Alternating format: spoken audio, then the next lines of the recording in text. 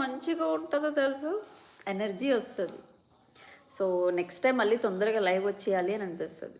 అది bad comments ఉన్నాయనుకో, ఎందుకులే లైవ్కి వెళ్ళడం, మనకి అవసరమా అనిపిస్తుంది తెలుసా.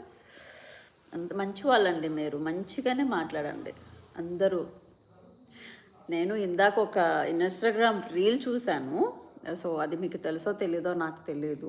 ఒక బస్సులో ఇన్సిడెంట్స్ జరగడం వల్ల ఒక ఆయన బ్యాడ్ కామెంట్స్ వల్ల మనస్తాపానికి గురి అయి చనిపోయాడంట. తెలుసా మీకు? 42 సంవత్సరాలంట పాపం. వాళ్ళ ఇంట్లో ఆ అబ్బాయి ఒక్కడే పాపం ఫ్యామిలీని చూసుకునే వ్యక్తి అంట ఆయన. 42 ఇయర్స్, తమిళనాడులో జరిగిందంట ఇది. తమిళనాడే అనుకుంటున్నా.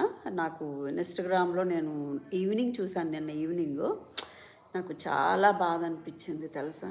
సో ఎందుకంటే అది నిజమో అబద్ధమో పక్కన పెడితే కామెంట్స్ వల్ల ఒక మనిషే ప్రాణాలే పోయాయంటే చూడండి. కామెంట్స్‌కి ఎంత ఎంత